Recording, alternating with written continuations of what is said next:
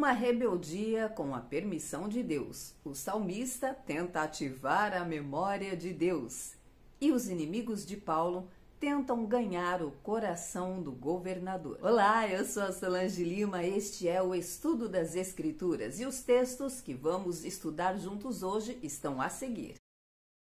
Segundo Crônicas, Salomão morreu, seu filho Roboão está no trono. Jeroboão vai até ele conversar sobre os tributos, a pedido do povo. Mas o rei Roboão não dá ouvidos ao povo, segue os conselhos de seus amigos, tão jovens quanto eles, ignorando os conselhos dos anciãos, e coloca uma carga ainda mais pesada sobre o povo e maiores consequências caso eles não obedeçam. Mas isto tudo foi permissão de Deus. Como está registrado no livro de 1 Reis, esta mudança instituída por Roboão veio da parte de Deus, fazia parte do plano de Deus. Quando o povo viu esse posicionamento de Roboão, claro, se rebelaram contra ele e disseram que não tinham nenhum compromisso com a herança de Davi.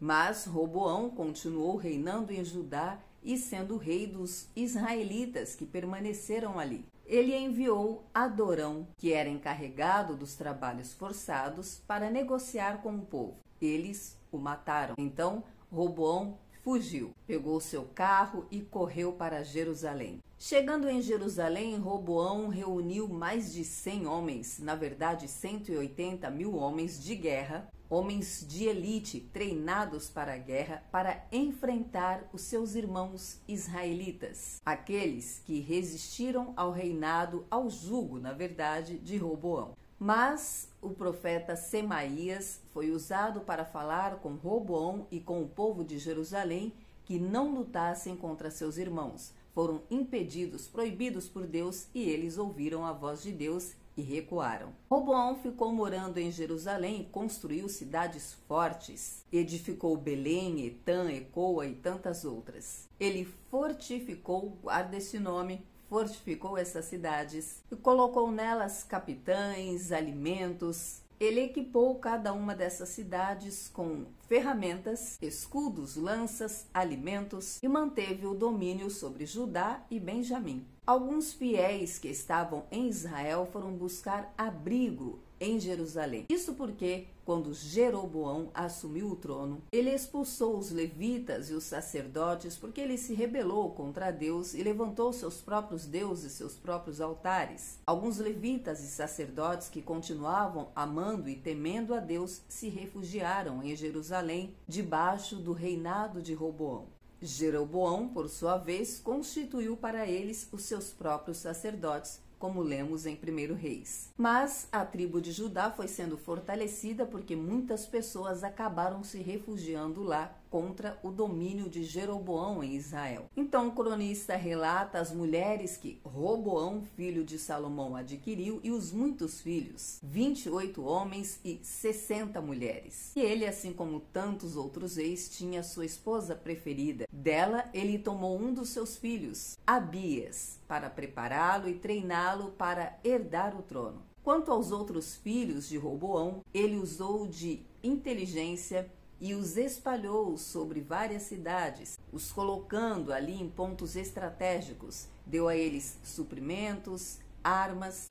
Desta forma, ele cobriu o território com a sua dinastia, com os seus herdeiros. Ele os colocou em cada uma das cidades fortificadas. Mas depois que Roboão se estabeleceu, recebeu toda a bênção de Deus, ele se rebelou contra Deus. Ele deixou de seguir as leis do Senhor. E então as consequências vieram, porque junto com ele todo Israel se rebelou. Sisaque tenta invadir Judá. Ele conquistou as cidades fortificadas. Exatamente onde Roboão se preocupou, colocou a sua atenção, ergueu cidades fortificadas, nestas cidades foi onde Sisaque se concentrou em atacar. Então Semaías, o mesmo profeta que falou para Roboão não lutar contra Israel, agora reúne o povo junto com Roboão para falar sobre a justiça de Deus. Deus os avisou então através de Semaías que porque eles o abandonaram, as consequências estavam sobre eles. e o Senhor estava os entregando na mão de Sisaque. Mas o povo se quebrantou e se humilhou. Os chefes de Israel se humilharam e disseram, reconheceram, o Senhor é justo. Então, quando o Senhor viu que eles haviam se humilhado, se arrependido, usou Semaías para dizer que eles não seriam mais atacados, dominados por Sisaque. Mas ele pontuou: a minha ira não será derramada sobre Jerusalém por intermédio de Sisaque. Entretanto, eles serão seus servos. Isto para eles entenderem a diferença entre serem servos do Deus Altíssimo e servos dos reis da terra. E então Sisaque subiu a Jerusalém, tomou todo o tesouro, todo o ouro, saqueou Jerusalém, levou o ouro do templo, o ouro do palácio do rei e aqueles escudos de ouro que Salomão havia feito e se orgulhava tanto deles foram levados. Roboão mandou fazer escudos de bronze, armou o seu exército e toda vez que ele tinha que andar, transitar, chegar até o templo, até o salão, os guerreiros tinham que protegê-lo. Mas a ira do Senhor se desviou de Jerusalém, porque eles se humilharam e Deus disse que ainda havia coisa boa em Judá. Roboão fez tudo que era mal perante o Senhor, acabou por morrer e o seu filho Abias, como ele queria, herdou o trono. E durante todo o reinado de Abias houve guerra entre ele e Jeroboão. Quando ele assumiu o trono, Jeroboão já estava reinando em Israel há 18 anos. Houve uma guerra logo de início entre Abias e Jeroboão. Jeroboão tinha o dobro de soldados no seu exército, exatamente o dobro. Eles foram guerrear com 800.000 homens de guerra em Jerusalém e 400.000 homens de guerra em Judá. Mas então Abias, filho de Roboão, ficou em pé em cima do monte e começou a falar sobre o Deus de Israel. Ele fez meio que uma lembrança, trouxe à memória a Jeroboão e Israel quem era o Deus de Israel. E ele levanta a reflexão: por um acaso não vos convém saber que o Deus de Israel fez promessas a Davi, deu a soberania a Israel através de Davi e fez com ele uma aliança permanente? E os lembrou. Porém, Jeroboão se rebelou contra Roboão, contra Judá, ou seja, contra Davi indiretamente, e havia uma promessa sobre Davi. E ele pontua que Roboão, no caso o pai dele, ainda era jovem quando isso aconteceu. E ele coloca incapaz de tomar decisões, de refletir corretamente. Ele está meio que entrando em defesa do pai e dizendo que Jeroboão sim sabia o que estava fazendo e o povo que se aliou a ele pecaram, erraram, foram contra o Deus de Israel. E então ele está os lembrando que este Deus tinha promessa sobre Davi, sobre Israel. E amanhã vamos saber o desfecho dessa história. Salmos. O salmista está ativando a memória de Deus. Mas Deus se esquece de uma promessa? Nunca, jamais. Porém, nós temos sim o direito de entrar na presença do Senhor e falarmos com Ele sobre as promessas que foram feitas. Não porque Deus se esqueceu, mas isso é uma forma de mostrar para Deus que nós confiamos nas promessas dele. Temos esperança, continuamos esperando no cumprimento de suas promessas. Era isso que o salmista estava fazendo aqui. Estes salmos é sobre Davi e o salmista está lembrando a Deus das promessas que ele fez para Davi.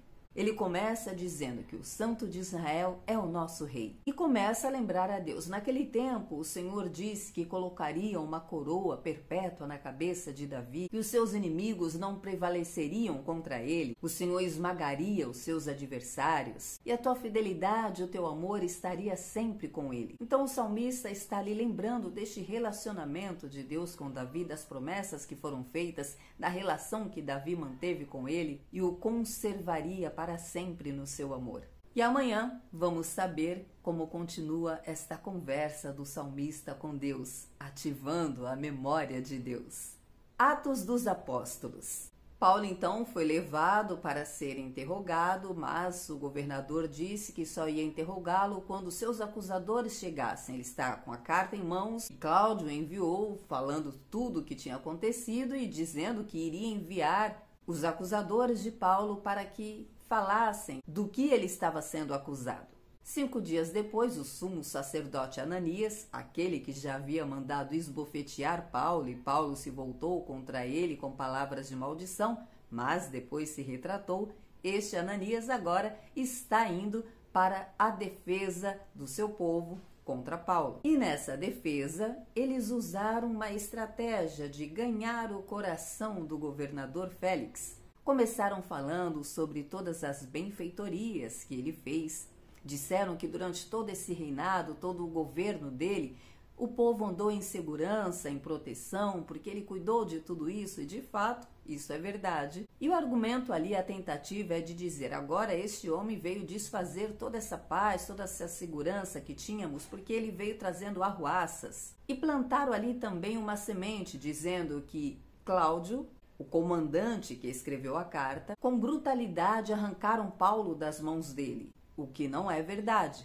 Ele simplesmente protegeu a integridade física de Paulo e cumpriu a lei, tanto que deu a esses homens a chance de se apresentar ao governador e apresentar os seus argumentos. O governador então deu sinal para que Paulo falasse. E no argumento de Paulo, em sua defesa, ele fala que se sente seguro em se defender, uma vez que, ouvindo relatos sobre o trabalho que o governador vem desenvolvendo e que há muitos anos ele é juiz sobre aquela nação, isso dá a Paulo ânimo para se defender, porque ele conclui que o governador sabe da história e diz, você bem pode verificar que eu estive adorando no templo há 12 dias. Não faz mais de 12 dias que eu subi a Jerusalém para adorar e ninguém me viu fazendo arruaça alguma, nem agitando o povo nas sinagogas ou na cidade, nem mesmo podem provar diante de ti aquilo do que estão me acusando. Mas eu declaro que diante do caminho, em letras maiúsculas, religião dos cristãos,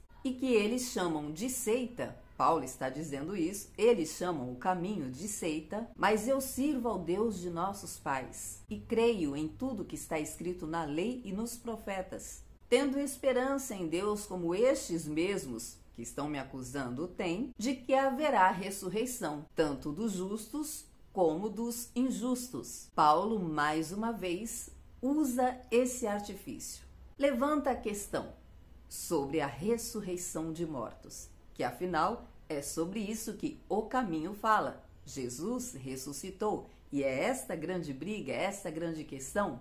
E de novo lembramos que os fariseus creem na ressurreição dos mortos, os saduceus não. E agora a briga é entre fariseus e saduceus que estão ali discutindo, querendo a morte de Paulo. E a defesa que Paulo usa diante do governador Félix é bem clara. Ele mostra que em nenhum momento teve a intenção de fazer arruaças, faz o governador lembrar que, estando anos ali, viu que Paulo em nenhum momento esteve nas sinagogas promovendo qualquer tipo de arruaça ou na cidade de Jerusalém, e então mostra o porquê que ele está sendo acusado. Diz que crer na lei e nos profetas, e assim como aqueles que estão ali, os fariseus, ele também crê na ressurreição dos mortos. O que será que o governador vai fazer? Vamos saber amanhã. Então eu te espero aqui. Até amanhã, se Deus disser que sim.